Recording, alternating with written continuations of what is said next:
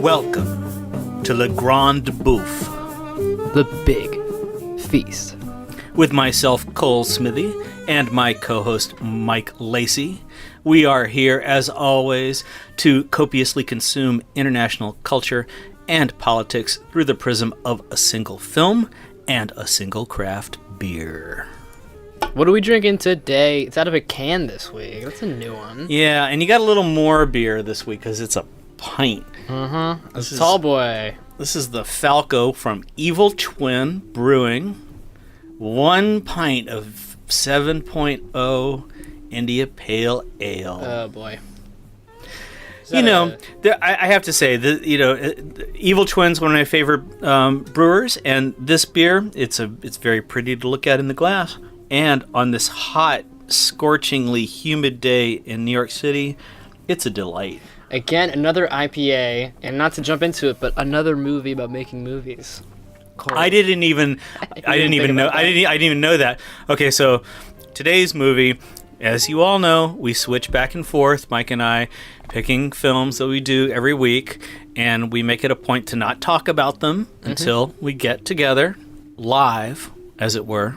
Yeah, and we talk all week long.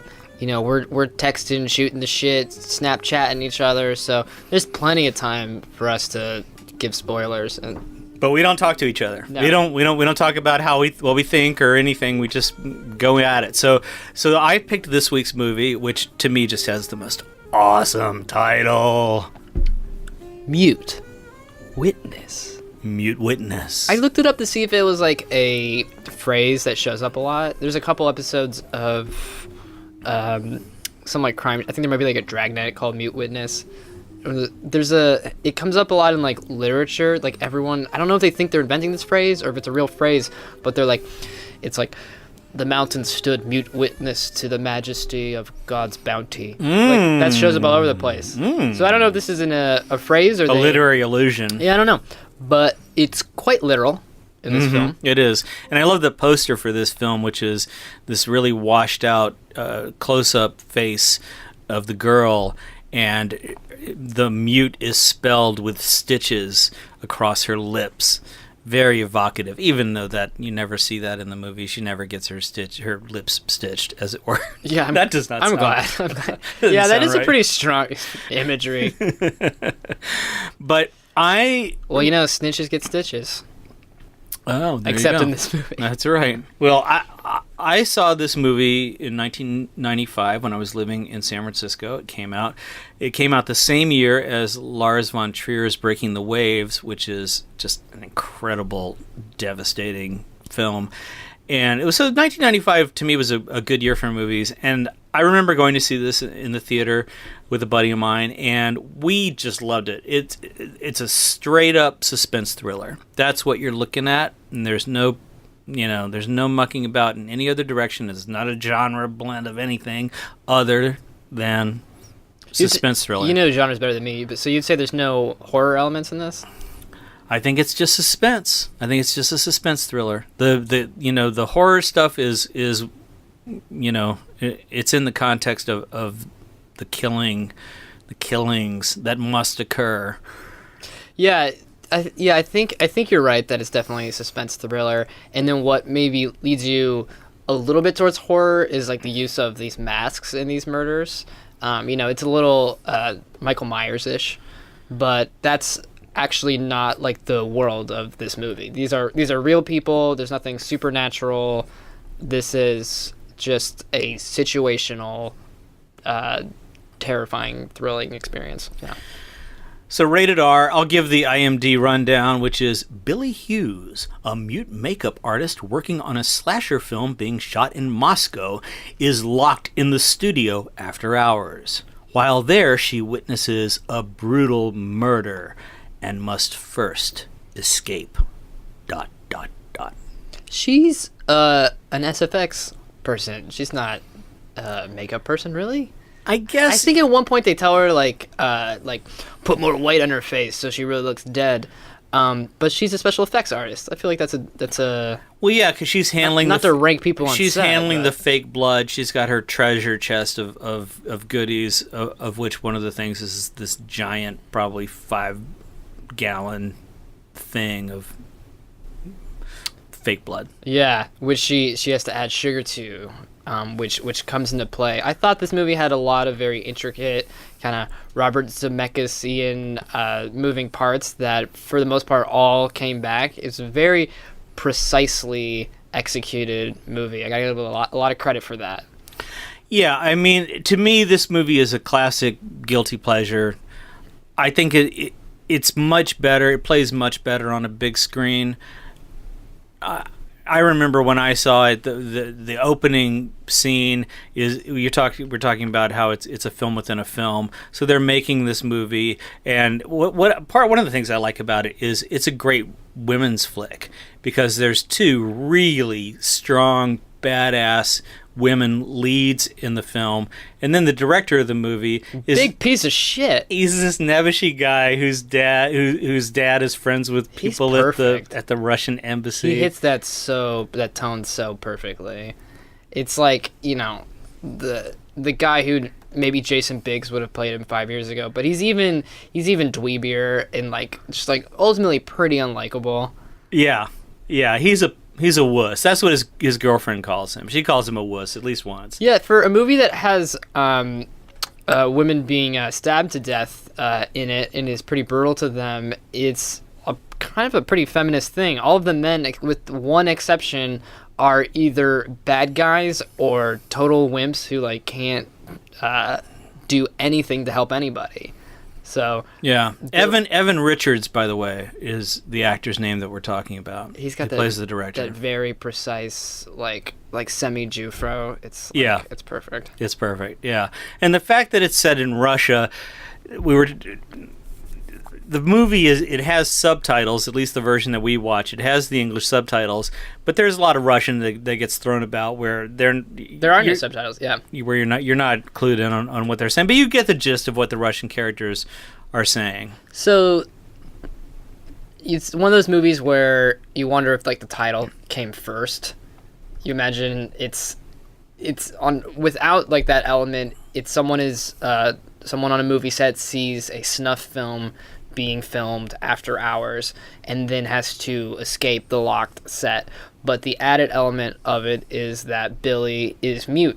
Yeah, she has a man's name because she's Billy, but she is very 90s. She's sort of just little element there, just a cute girl with a boy's name. You just go with it. And I like what they do with they really get into her character as a mute person. She uses a combination of sign language and Morse code. She'll tap out things. She'll use sign language with her friend who also works on the set. I'm not sure. Maybe her friend is a PA. I thought that was her sister, and it may be her. It may well be her sister. Yeah, there's a line where she directly references that's something Mom would say. Oh, right.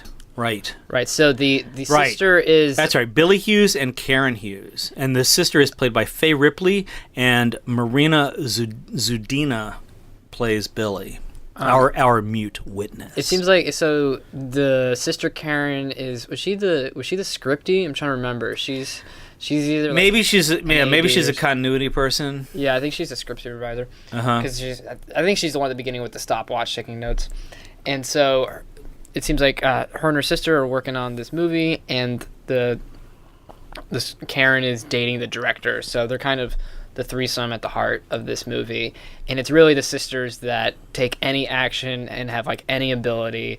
Just the director is making a terrible movie. Oh lordy, he's making a slasher movie that. And at one point in the film, the scene that we see open the film, which is it's a slasher scene where Mike watching it is like, Cole, what the fuck are you getting me into? This looks like this is the shittiest, creepiest movie. Of course, this is what you pick. Well, yeah, it's a movie that I've wanted to return to just because when I saw it, I was much younger then. But I was really impressed with this movie because I was on the edge of my seat the whole time. This movie kicks off right from the beginning and it goes all the way to the end. It's pretty much 90-some minutes of super action suspense. I tend to read the Roger Ebert reviews on these things just to get the perspective. And he reviewed it? He did review it, and he praised it for being real low budget, but you never really think about it. There's like 4 sets. Right.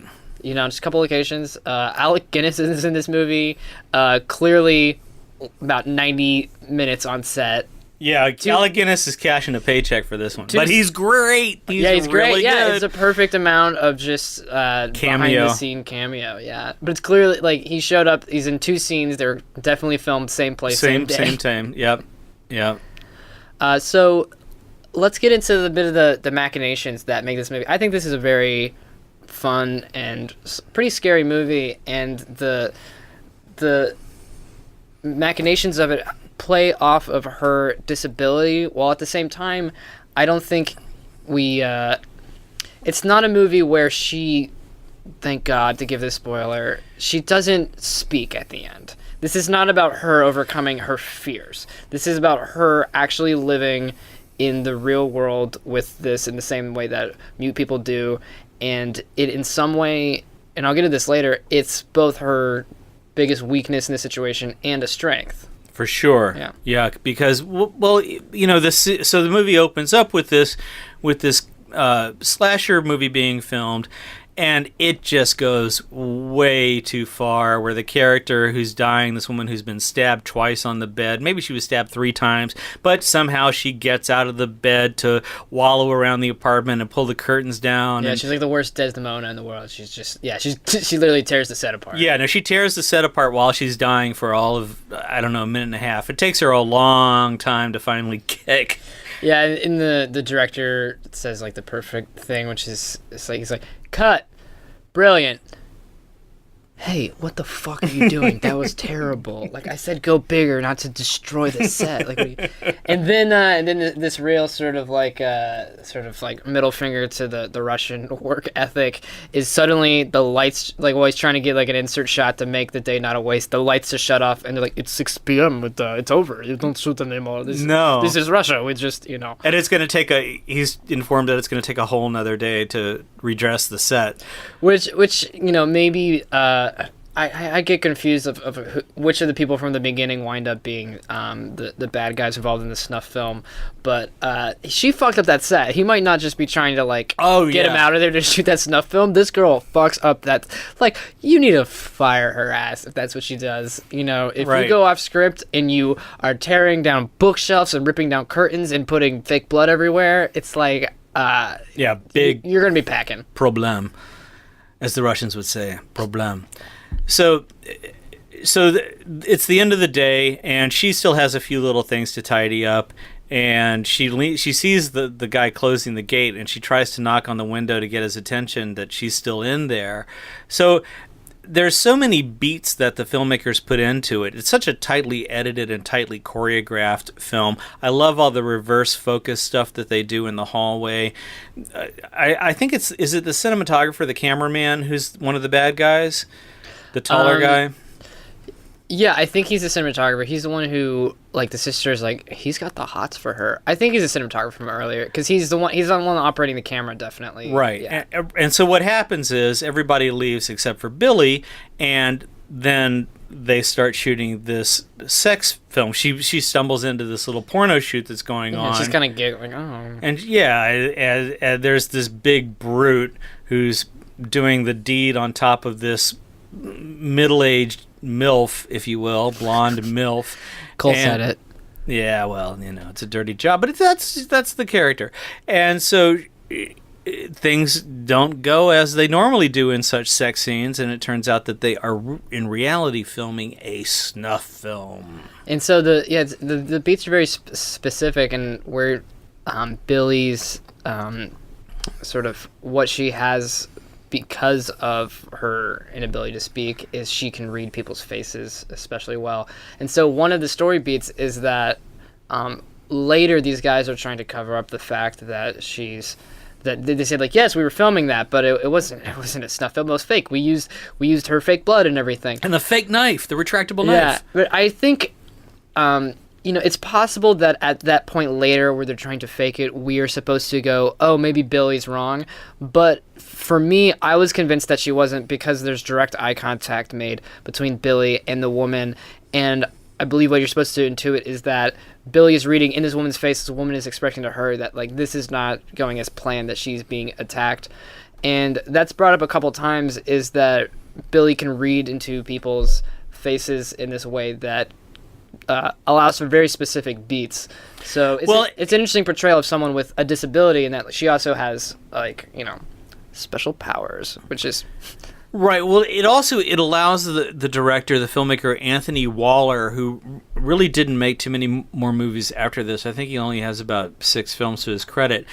But they pull out every trope, every suspense trope, every Hitchcock trope in the book, including the vertical, like, push and rack focus. Yeah, the reverse focus in the hallway. That's like a reverse focus. That's what you're talking about. Yeah. Right, and also the pulse close up on the face when the character's dying. You see what Billy sees in these extended moments of clarity that really define that her death is what it is. And it happens a couple times where you see it's something that Hitchcock used in Frenzy, movies like Frenzy. So there's a lot of Hitchcock influence in the movie.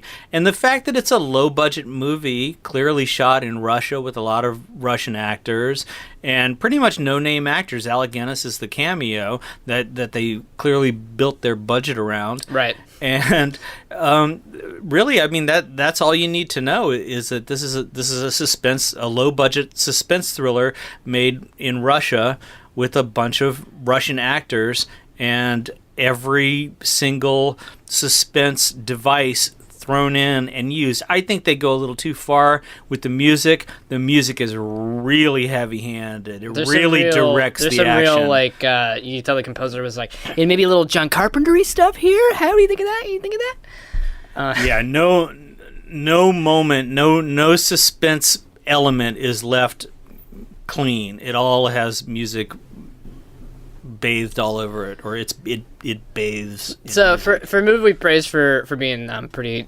feminist in its protagonists, I did notice that there was like a bordering on absurd number of shots of just like her putting on her panties, and like her one of her like attempts to like get help because she can't yell out. So what's a girl to do but to just flash her titties across the street? Yeah, I love that. I think that's a great survivalist mechanism. I guess the thing about Billy is that she's a pretty uninhibited girl. She has no compunction about taking her top off around other people or to try and save her own skin, but it's not like that's a plot point that works out for her. I think that's a plot point that just like increases your IMDb rating, right? 50% but that's cool too, is that it doesn't work. She's yeah, and that's why it feels like just exploitive, and making sure you get your titties in there is because it doesn't. It's not like it serves like any real end. No, and if I had a problem with seeing women's breasts, I might protest, but I just don't. I don't either. It's just I want to like put a slight asterisk on saying that this is like very like super progressive in the way that it's portraying like who actually has agency in doing anything in this movie. Still think by today's standards it's a pretty proto-feminist suspense movie. I don't think it would be seen as like very problematic if it came out now. I may be wrong, but I think to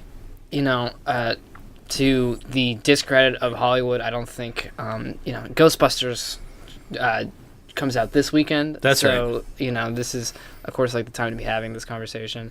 But yeah, it's a shame that this movie still feels like super progressive, and it came out now. You'd be like, oh great, yeah, women doing great, male directors being overpaid and being like useless douchebags making shitty movies, but still being in charge. Yeah, I mean, it has some really it has some clever things going for it. I love the scene when she's being chased into the kitchen, and she does the Brandon Lee thing that he does. I can't remember the name of the Brandon Lee film. The Crow, or is there? I think there's another. I think it's another one, and. Is the one where he died or not the one? No, it's not the one. It's not. Oh, it's not the Crow. It's not the Crow.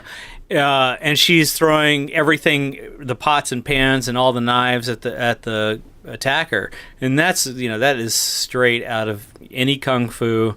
I thought book. Use whatever you have. There was a weird thing with the sound effects in that, where she's throwing, of course, fake knives at this guy, but the added sound, you can tell it's added, they sounded like fake knives. It was almost like they took the fake knives, like, all right, make sure we mic that so we get that. It's just like... I love it when the knife flies into the piano keys. Did you catch that? Yeah.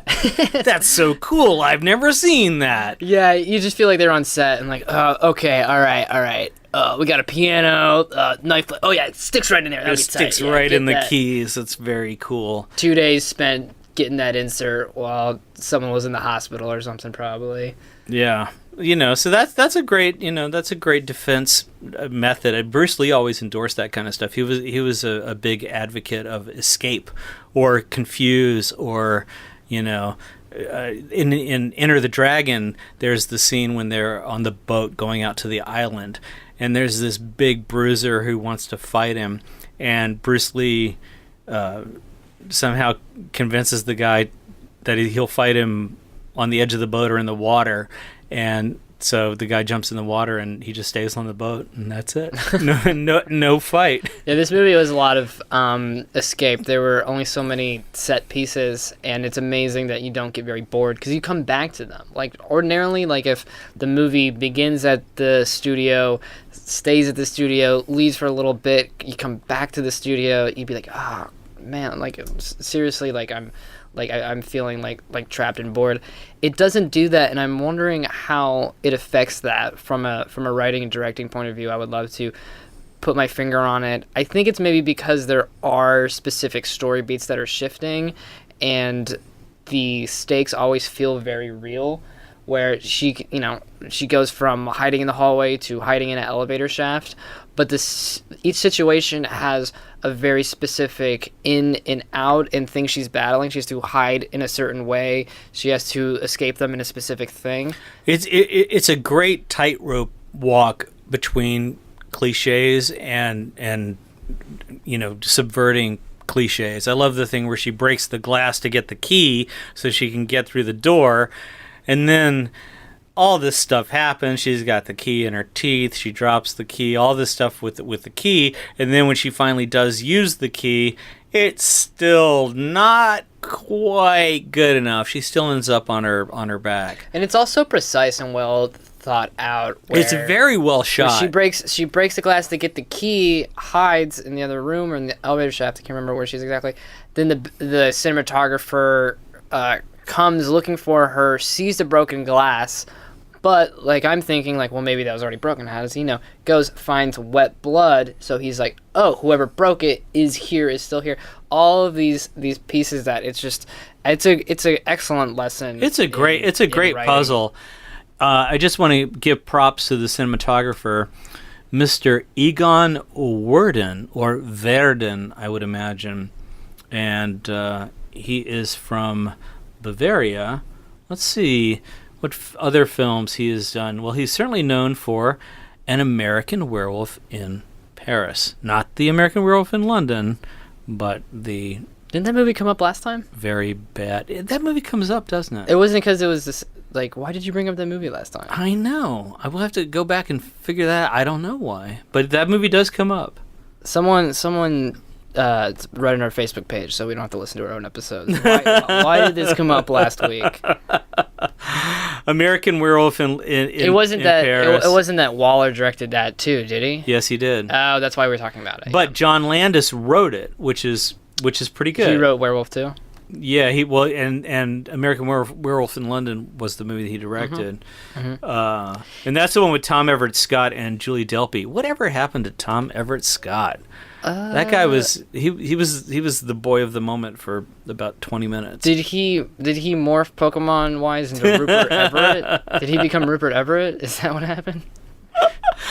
Oh, Cemetery Man. I love Rupert Everett. I thought, and he's another actor who I thought was going to have a very different career from how his career panned out. Have you seen Cemetery Man? No, I haven't seen Cemetery Man. Well, people say it's like 100% of what happened to his career was that he came out at the wrong time in Hollywood. That could be. Yeah, people say that people just couldn't imagine him in leading male romantic roles if they knew this truth about him. He's come out and said, like, don't come out. He's come out saying don't come out. Yeah. Those were different times. I'm just gonna go on a pure tangent here because of this 7 point whatever beer we're drinking.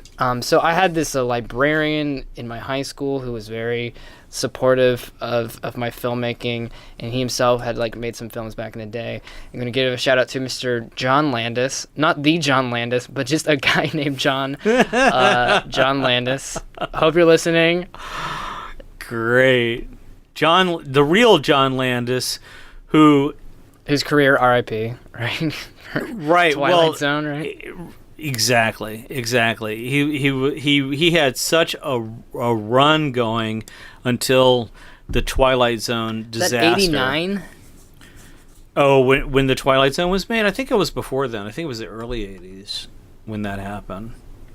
And Vic Morrow perished, as did those two child actors. Two child actors working overtime. Everybody got cut up by a helicopter blade. Yeah. During a shot. I've seen the footage of the actual event, and it's it's just heartbreaking. I think that's on YouTube. Yeah. Have you seen it?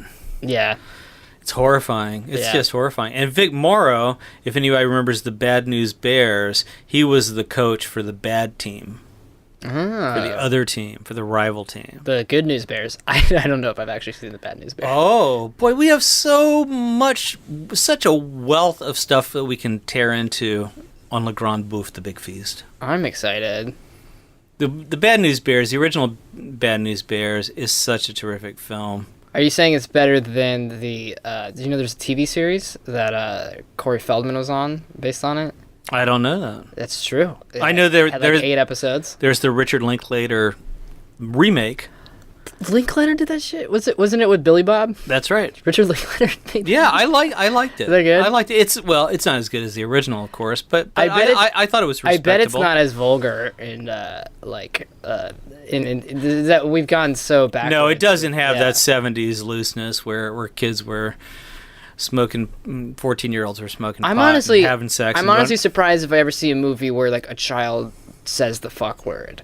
You know, like it's everything is so sanitized that kids in movies are still more idyllic than in reality. John Landis, I remember he was at the New York Film Festival I think he was at the New York Film Festival at one time. Anyway, I've heard him interviewed, and he's quite a loquacious speaker. He's a really fun guy to listen to. He's very unfiltered in his speaking, which I always find refreshing when people are unfiltered. So has he been... I mean, he's been pretty on the outside ever since that, right? I'm sure he's like script doctoring and like producing stuff, but what has he done? Well, let's just run it down real quick. He made a movie in '73. He made a movie called Schlock that I'm not completely unfamiliar with. But then he did the Kentucky Fried Movie, which was a big drive-in draw for a long time, and then he went all Belushi with Animal House and the Blues Brothers, and then followed that up with An American Werewolf in London, which was the first film that was playing at the campus drive-in when I got my job there in 1981. It was American Werewolf in London with A Boy and His Dog, great double feature at the campus drive-in on El Cajon Boulevard, 1 block from where I got my first apartment in San Diego. I loved walking to work at the drive-in. What is A Boy and His Dog? Oh, you don't know about A Boy and His Dog? Boy, this just gets better and better. I'm 13 years old. Well, I don't know any of this. I was born in 1990. I didn't know that about you. Are you just Mike, you have my condolences. A Boy and His Dog. Literally, the Soviet Union existed at no point during my life. 1990. Yeah. Wow. I graduated from high school in 81, if that gives you any context. Well, all right, so I'm just going to give you the rundown. I guess one of the interesting things about, excuse me, A Boy and His Dog is that it stars Don Johnson. Cool. He's the main character. This is pre Miami Vice. Is he a boy? Is he dog? Who is he? He's the boy. He's the boy. He is the boy. He's the young guy. How old is he? It was made in 1975, so how was Don Johnson? He's probably in his 20s. You know, I had a guy I worked for in Nashville who directed Nash Bridges for a bunch of seasons. So plenty of great Don Johnson stories. Oh, Don Johnson there's a lot of stories that go around about Don Johnson and the orgies. Well, I've heard bad ones. The orgies he attended. But A Boy and His Dog, a post-apocalyptic tale based on on a novella by Harlan Ellison. A boy communicates telepathically with his dog as they scavenge for food and sex, and they stumble.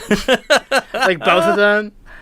Like, are they looking for the same kind of sex? What are they? They communicate telepathically. You know what I'm saying? Tight. They stumble into an underground society where the old society is preserved and women are nude. I threw that in. The daughter is... Are they not nude, or they are nude? Well, you have to see the movie. Yeah, right. The daughter of one of the leaders of the community seduces and lures him... Who is she? Below. Well, she lures him below. Do I have to say anything else? What's the actress? We'll get to that in a minute. Where the citizens have become unable to reproduce because of being underground so long, and they use him for impregnation purposes. Oh my God! Just all of these 70s and then they plan to be rid of him. Oh man, the 70s was just full of people just coming up with a half-brain scheme of what would get their rocks off, and it's oh, here's $3 million, make it happen. I'm guessing that it was Susie Benton, who I think was a Playboy bunny. I Suzanne Plachette. I think she was a Playboy bunny. I could be wrong. Susie Benton. Maybe I'm thinking of Barbie Benton. Barbie Benton was the famous Hugh Hefner bunny. Well, we've done it again. That's been our most on-topic episode yet. I like this direction. I want to go. We're analyzing culture and politics or whatever we're doing. That's right. Here's my thing. Let's skip off the movie as quick as possible. Yeah, just don't even really talk about the movie. Yeah. Well, I guess also, good luck finding this movie. I'll be honest. Well, you can buy it for $9 on Amazon. There you go. You can buy the actual DVD. But I guess before we do wrap up, it is set in Russia. And yeah, it was filmed in Russia. I don't know if do you know much about the production and how any of that happened? I do not, but I do know that the movie does have that fish out of water aspect to it, where it adds to the suspense. It also suspends at least my disbelief a lot. Where if we were on a studio set in LA and at night they're shooting a snuff film and I'm supposed to be this is what Teamsters are like, I'll be I'll call bullshit. But you throw it in Russia and you get these guys' accents and I'm I'm sure this happens all the time. Well, it was really that was the skeleton crew, because it was really just the cinematographer and the actors on the snuff set. Right. And snuff, there was a whole period there in the 90s, where snuff films were mentioned and made. They were a thing. Yeah. Nicolas Cage did 8mm. This movie called 8mm. Yeah, I haven't heard about him in forever. When I was a preteen on scary parts of the internet, there would be things that purport to be that, and I'm hoping I never watched a real one. Well, that's the thing is, for a long time, the FBI went out of their way to make a statement that there were no such thing as snuff films, and now, of course, we know there are plenty of snuff films, because if nothing else, you can go online and watch ISIS chopping heads off all day long. Yeah, so some weird. Yeah, we didn't get into this till now, but it's like it's a real. I think an inherent part of the snuff film is that there's sex and or rape and then murder, which is like, who is the target audience? So this is like so the backstory is Alec Guinness is running this like a Russian mob that deals in pornography and prostitution, and by pornography they mean snuff films. And like, what is the market? What is the distribution plan? What is the capital? What is the that was in the days before the FBI could bust down your door and take your computer away and find out whatever you've downloaded. Yeah, they're distributing this. They're shooting and distributing this on film. It's what is the real business model? Like, how much equity can you really raise in the snuff film industry? I know nothing of that market, but evidently, in 1995 in Russia, there was some very Epicurean market for such matter. Or at least we are uninformed enough to suspend our disbelief and like allow those stakes to make this movie. They throw those tropes around, and I really enjoyed the Billy's use of the phone. She has this contraption where you put the old style phone in the cradle. There's a special cradle. Okay, can I call bullshit on this whole movie right now? Every time she gotta make a phone call, she pulls the phone off the rack, puts it on her like little War Games phone communicating like microphone thing, and then she has and then she puts her headphones on. So first of all, someone would have hung the fuck up by this point. And then she gets her weird little like that was 1990. The movie is a window into technology circa 1995. Like super weird little mouse. I'm like, here's the thing, okay? Yeah. Leave the phone in that thing. Yeah. Put a little book on the hanger up thing on the phone. Yeah. It's a rotary phone. I don't know how to talk about it. The hanger up thing. I like it. Does that have a term? Right? Did you ever have to refer to that? The phone stand. So you gotta have the phone part, the headset, the handset. Yeah. Yeah, the handset in it so it hangs up. But then that's like 10 seconds for her to put in. Leave a little book there so the phone rings, and then then you pick the book up, and then your phone's already in the thing. You real quickly you can be like, "Hello, this is Billy."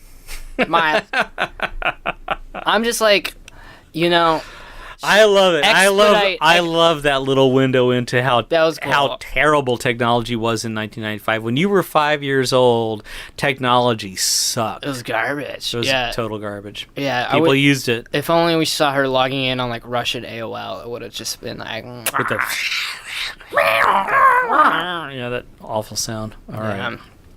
Well, thank you all for listening. Remember to turn your cell phones off when you're walking, driving, or watching a movie. Remember to keep your eyes open while playing Pokemon Go and not fall in a manhole or get robbed or miss the wondrous non-Pokemon things around you. I say avoid Pokemon Go at all cost, and if you meet anyone who's into Pokemon Go, don't walk. Run away. I'm trying to grow our subscriber base, so I will say Pokemon Go is a lot of fun if you're into it, and if it fulfilled a fantasy that your 26-year-old self had no idea.